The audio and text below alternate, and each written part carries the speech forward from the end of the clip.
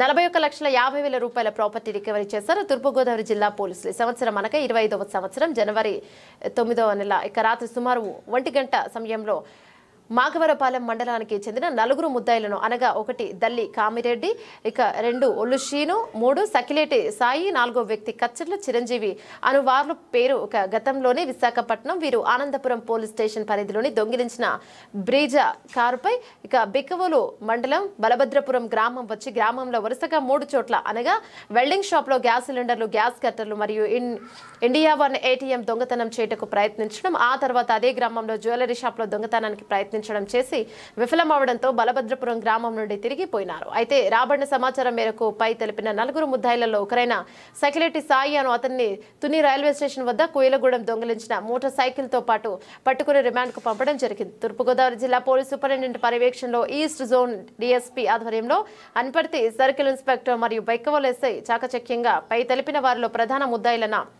దల్లి రామరెడ్డి మరియు ఒల్లు సీన్లను 1వ తేదీ 5 నెల 2024 తేదీ సాయంత్రం 4 గంటలకు తుని రైల్వే స్టేషన్ వద్ద పట్టుకుని వారిచే దొంగిలించబడిన బంగారపు వస్తువులు, వెండి వస్తువులు, అలాగే డబ్బులు, కారు, మోటార్ సైకిల్ దొంగతనానికి ఉపయోగించిన వ్యాన్లను స్వాధీనపరుచుకొని వారిని రిమాండ్కు పంపడం జరుగుతుంది.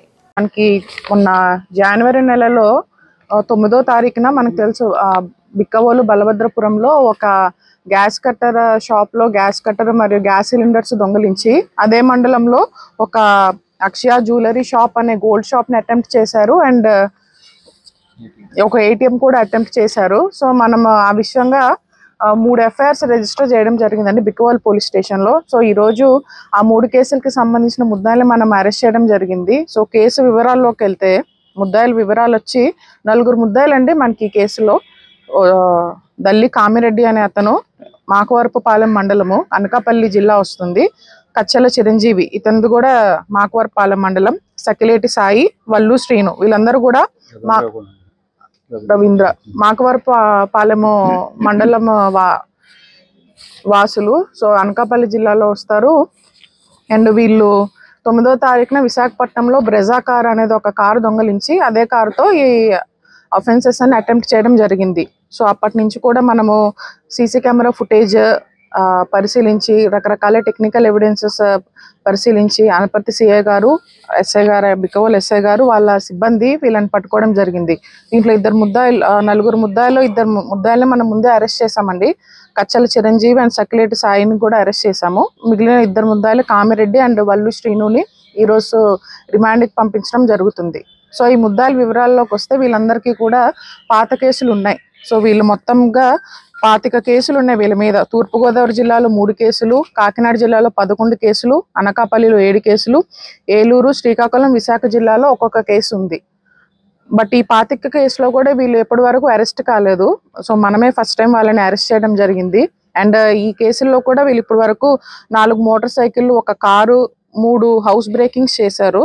అండ్ 3 రాబరీలు కూడా జరిగింది. సో ఈ 3 రాబరీల్లో కూడా మనకి ఒక 2 రాబరీలలో ఎక్కువ వర్త్ ఆఫ్ క్యాష్ పోయింది.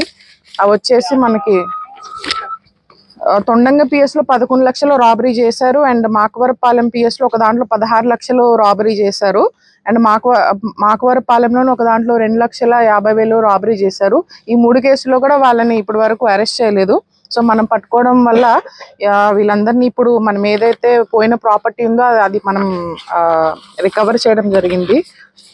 సో మన ముద్దాయిల దగ్గర నుంచి 71 grams gold, 1 kg silver, cash వచ్చి 9,80,000 క్యాష్ రికవర్ చేసాము. Motor cycles worth 1,80,000 3 motor cycles recover చేయడం జరిగిందండి. ఒక కార్ బ్రెజా కార్ ఏదైతే మనకు అఫెన్స్ లో యూజ్ చేశారో ఆ కార్ రికవర్ చేసాము 10 lakhs వర్త్. అండ్ ఒక అశోక్ లైలాండ్ వ్యాన్, ఇది వాళ్ళ వ్యాన్. ఈ వ్యాన్ యూజ్ చేసి కూడా మనకి గ్యాస్ గోడౌన్ లో, క్యాజునట్ గోడౌన్ లో కూడా గ్యాస్ సిలిండర్స్ అనేవి దొంగతనం చేయడానికి వీళ్ళు యూజ్ చేస్తూ ఉన్నారు. అండ్ ఈ ఏదైతే దొంగతనం చేసిన క్యాష్ ను దీంతో పాటు వీళ్ళు ఒక హౌస్ ప్లాట్ కూడా పర్చేజ్ చేయడం జరిగింది. 15 లక్షలు విలువ గల ఒక హౌస్ ప్లాట్ కూడా పర్చేజ్ చేశారు. And other gas cutter implements ఇవన్నీ కూడా మనము వీళ్ళ దగ్గర నుంచి రికవర్ చేయడం జరిగింది. సో వాళ్ళని రికవర్ చేసి అండ్ వీళ్ళ MO కూడా దొంగలించిన వెహికల్స్ అన్ని యూజ్ చేసి ఆ వెహికల్స్ తోనే ప్రతిసారి దొంగతనం చేయడం జరుగుతూ ఉంది. బట్ ఎప్పుడు కూడా ఇప్పటి వరకు పోలీసులు ఎప్పుడు అరెస్ట్ చూపించడం జరగలేదు. సో డిఎస్పీ ఈస్ట్ మేడం గారు, అనపర్తి సిఐ గారు అండ్ బుక్కేవాల్ ఎస్ఐ గారు అండ్ వాళ్ళ సర్కిల్ స్టాఫ్ అందరూ కూడా చాలా కష్టపడి ఎస్పీ గారి ఇన్స్ట్రక్షన్స్ మేరకు వీళ్ళని పట్టుకోవడం జరిగింది. అండ్ మనం టోటల్గా ఈ కేసెస్లో 42 lakh వర్త్ ప్రాపర్టీ రికవర్ చేయడం జరిగిందండి. సో ఈ రోజు మనకి మిగిలిన 2 ముద్దాయిల్ని కూడా అరెస్ట్ చేసి ఈ రోజు రిమాండ్కి పంపించడం జరుగుతుంది. ఎస్పీ గారు కూడా స్టాఫ్ అందరినీ కూడా వాళ్ళని అభినందించారు. వాళ్ళందరికీ కూడా రివార్డ్స్ చేయడం జరుగుతుందండి.